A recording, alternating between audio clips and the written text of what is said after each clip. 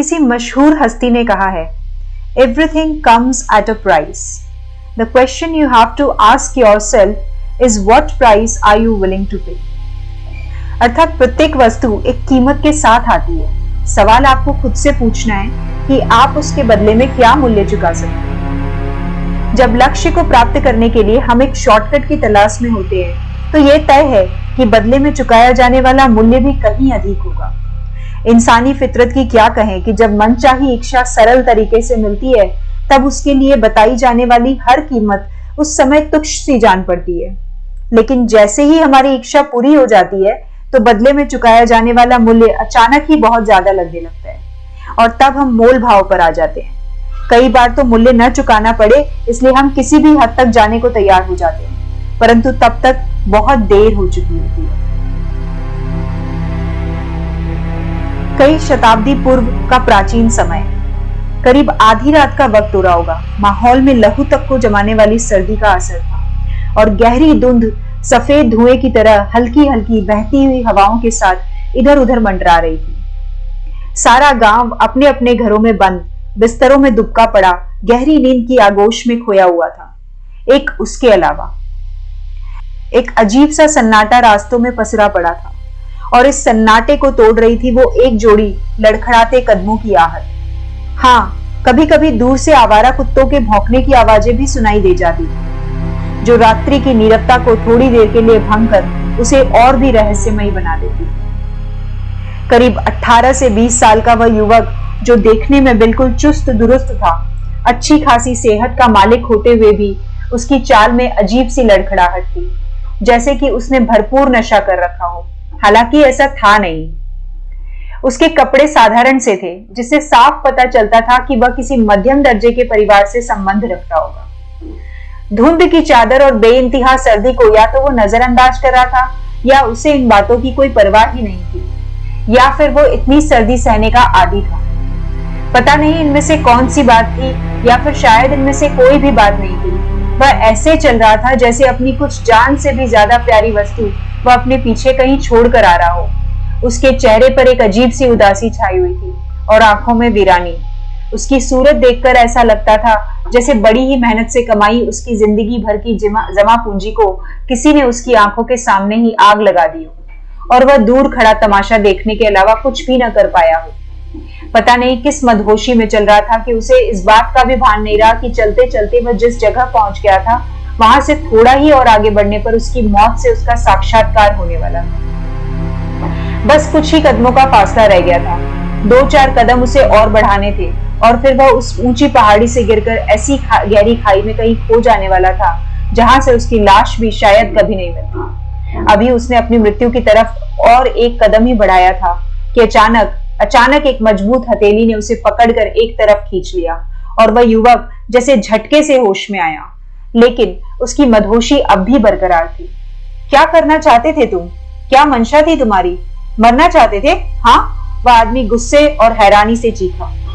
युवक ऐसा चौंका जैसे कि अभी अभी गहरी नींद से किसी ने झकझोर कर उसे जगा दिया हो। उसने आंखों में हैरानी भरकर सामने वाले आदमी को ऐसे देखा जैसे उसके सवाल उसे अभी तक समझ ही ना आए।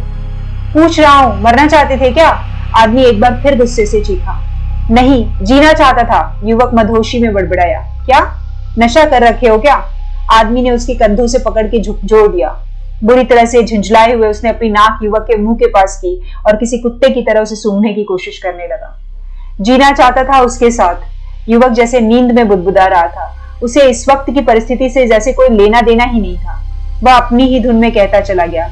अपनी पूरी जिंदगी उसके साथ बिताना चाहता था, बूढ़ा होना चाहता था उसके साथ। लेकिन युवक खोए हुए सी स्थिति में बुदबुदाता चला गया और अचानक ही ऐसे चुप हो गया जैसे चाबी वाले खिलौने की चाबी खत्म हो गई। लेकिन उस आदमी ने चौंक कर पूछा। उसकी आंखें सोचने वाली मुद्रा में सिकुड़ गई। लेकिन गरीब को ना तो सपने देखने का अधिकार है और ना ही प्यार करने का अधिकार। अब इस जीवन में बचा ही क्या है बताओ? क्यों ना मैं मर ही जाऊं। वह युवक बच्चों की तरह फूट फूट कर रोने लगा। आदमी को उससे सहानुभूति हो आई। अगले ही एक पल में युवक की सारी मनोस्थिति और उसकी एकमात्र वजह वह जान चुका था।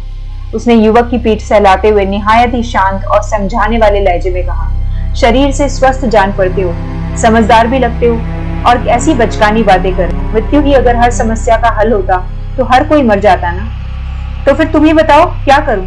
युवक को जिस तरह के संबल और विश्वास की जरूरत इस वक्त थी, उसे उस अनजान आदमी में नजर आने लगा था। पता नहीं क्यों ये इस एक पल में उसे यकीन हो चला था कि उसकी समस्या का समाधान बनाकर ईश्वर ने उसे उसके पास भेजा है। अगले ही पल वह अपना हृदय खोले उसके सामने बैठा था। कैसे मैं उसकी पिता की शर्त पूरी करूं? कैसे मैं उसे अपना बनाऊं? कैसे मैं अपने प्यार को मुकम्मल करूं? बताओ क्या करूं मैं? उसने अपनी सवालिया आंखें उस आदमी के चेहरे पर गड़ा दी थी। आधे चांद की उस धुंध भरी अंधेरी रात में उस आदमी का चेहरा वो अब तक ठीक से देख नहीं पाया था, और इस वक्त उसे इन सब बातों की कोई परवाह नहीं थी। काश कि उसने एक बार परवाह कर ली होती। काफी देर तक कोई कुछ न बोला। युवक सर झुकाए गहरी चिंता में डूबा हुआ सा प्रतीत हो रहा था, लेकिन हाँ, इस वक्त वह काफी सहज और शांत चित्त लग रहा था, और वह आदमी ऐसे शून्य को घूर रहा था जैसे किसी चिंतन मनन में लगा हो। सच्चा प्यार करते हो उससे? आदमी ने शांत स्वर में सवाल किया। काश की कलेजा चीर के दिखा सकता। युवक ने अत्यंत ही भावुक लहजे में जवाब दिया। क्या कर सकते हो अपने प्यार को पाने के लिए? कुछ भी, बस जान नहीं दे सकता, क्योंकि अपनी जान तो मैं उसके नाम कर चुका हूं और जिंदगी उसके प्यार के। ठीक है, फिर चलो मेरे साथ, उस आदमी ने कहा, और जवाब की प्रतीक्षा किए बिना ही पलटकर आगे बढ़ गया। अचानक उसे एहसास हुआ कि युवक ने अपना कदम नहीं बढ़ाया है। वह अब तक वही है। वह आदमी रुका, लेकिन पलटा नहीं। तुम्हारे साथ चलो? लेकिन कहां? युवक ने खड़े होते हुए अचरज से पूछा। सवाल सुनकर वह आदमी आहिस्ते से युवक की तरफ पलटा। तुमने अभी कहा था ना कि अपने प्यार को पाने के लिए तुम कुछ भी कर सकते हो, तो अब यह प्रश्न करना कि मैं तुम्हें कहां ले जा रहा हूं तुम्हें शोभा नहीं देता। आदमी का लहजा इतना सर्द था कि युवक के बदन के सारे रोए एक साथ खड़े हो गए। पसीने की एक रेखा रीढ़ की हड्डी में रेंग गई। फिर उसकी आगे कुछ कहने की हिम्मत नहीं पड़ी। वह चुपचाप से उसके पीछे पीछे चल पड़ा। युवक के ठीक आगे चलता हुआ आदमी बड़े ही रहस्यमयी ढंग से मुस्कुराया था। पीछे चल रहे युवक को इसका रत्ती भर भी अंदाजा नहीं हो सका था। युवक को तो यह भी नहीं पता था कि उसे अपने प्यार को पाने की क्या कीमत चुकानी है। उस आदमी के गहरे आत्मविश्वास को देखकर उसे इस बात की पूरी तसल्ली हो चुकी थी कि अब उसका प्यार उसके साथ होगा और उसकी जिंदगी बदल जाएगी। हाँ, सच भी तो यही था। उसकी जिंदगी अब सच में बदल जाने वाली थी। सब कुछ बदल जाने वाला था, उसका आने वाला कल भी और उसके आने वाले कल का मकसद भी। वह आदमी रहस्यमय ढंग से ऐसे मुस्कुराया था जैसे वह इसी पल की तलाश में अब तक भटक रहा था, और वो पल उस युवक के रूप में उसकी झोली में स्वयं ही आ गिरा था। उसके ठीक पीछे चलता युवक अब करीब करीब उसके बगल में पहुंच चुका था, लेकिन अब भी करीब एक हाथ का फासला तो दोनों के बीच था ही। दोनों खामोशी से आगे बढ़ते जा रहे थे। उस आदमी की चाल से अपनी रफ्तार मिलाने के लिए युवक को लगभग दौड़ना पड़ रहा था। देखते ही देखते गांव की सीमा को काफी पीछे छोड़कर वो दोनों घने जंगल की सीमा में प्रवेश कर गए। एक तो धुंध भरी लहू को जमा देने वाली सर्द रात, ऊपर से जंगल का घना रास्ता। युवक पल भर को ठिठका। उसने हिचकिचाते हुए सवाल किया, हम सही रास्ते पर है ना? मतलब अंधेरी रात, और रात में आप कहीं? हम कभी रास्ता नहीं भटकते। अगर विश्वास की डोर में गांठ है तो अभी लौट सकते हो। वो पहाड़ी और वो खाई अभी वही है। युवक की बात पूरी होने के पहले ही उस आदमी का सर्द लहजा गूंज गया था। युवक झेप सा गया। लौटना तो अब संभव ही नहीं था। लड़ाई आर या पार की थी। अपने प्यार को पाना था या फिर?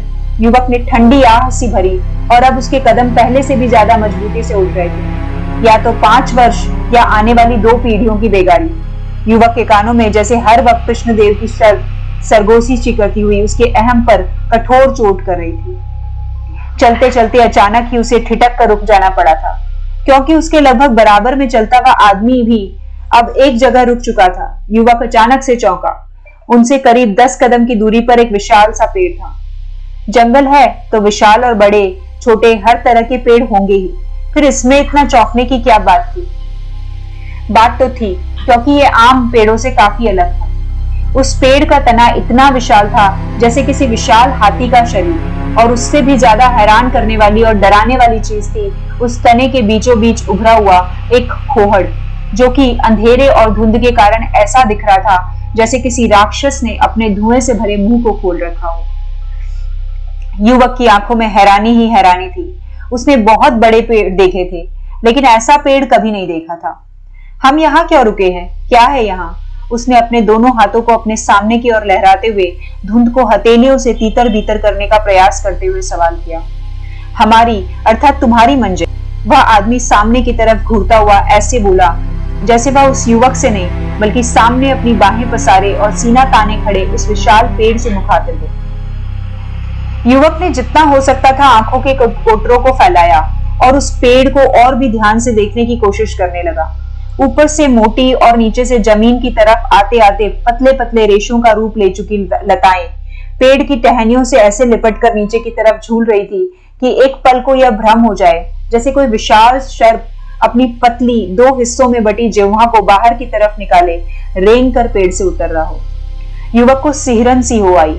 उस पेड़ का घनापन और घेराव इतना अधिक था कि मूसलाधार बारिश भी हो तो पानी की एक बूंद को जमीन पर पहुंचने में मिनटों का समय लग जाए। वह हैरानी से कभी पेड़ को तो कभी उस आदमी को देखे जा रहा था जिसका चेहरा वो अब तक भी ठीक से नहीं देख पाया था। आओ, आदमी ने शांत लहजे में युवक को अपने पीछे आने का इशारा किया। युवक अब भी हैरान था। वह पूछना चाहता था कि यहाँ कहाँ जाना है, लेकिन और सवाल करने की उसकी हिम्मत नहीं हो रही थी। इस वक्त वह उसे नाराज नहीं कर सकता था। वह आदमी आगे बढ़ा और फिर देखते ही देखते एक चमत्कार सा हुआ। जैसे जैसे वो दोनों पेड़ के नजदीक पहुंचने लगे, किसी जादू की तरह धुंध का असर उस पेड़ के आसपास कम दिखने लगा और जब पेड़ से उनकी दूरी बस हाथ भर की रह गई तो युवक पीछे पलटा और उसके बदन के सारे रोए एक साथ खड़े हो गए। उसके पीछे धुंध की एक दीवार सी बन गई थी और अब बहुत ध्यान से देखने पर उसे उस पेड़ को चारों तरफ से घेरे धुंध की गोलाकार आकृति नजर आने लगी थी।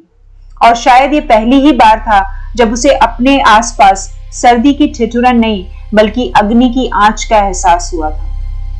युवक ने ऐसे गहरी सांस छोड़ी जैसे सोच रहा हो कि जब ओखल में सर दे ही दिया है तो अब मूसल से कैसा भय। कुछ पल अपने पीछे की धुंध की उस दीवार को घूरने के बाद जैसे ही वह वापस सामने की तरफ पलटा, उसका दिमाग एक बार फिर हैरानी के सागर में गोते लगाने लगा था।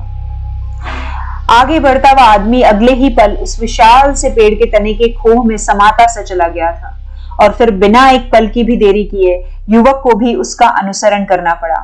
सोचने का वक्त अब काफी पीछे छूट चुका था। दोस्तों, ये स्टोरी अगर पसंद आ रही हो तो मेरे चैनल को सब्सक्राइब करना ना भूलें और वीडियो को लाइक करना भी ना भूलें। साथ ही साथ अगर आप चाहते हैं कि भविष्य में भी आपको ऐसी कहानियों की नोटिफिकेशंस मिलती रहें तो बेल आइकन को भी प्रेस कर दें। धन्यवाद।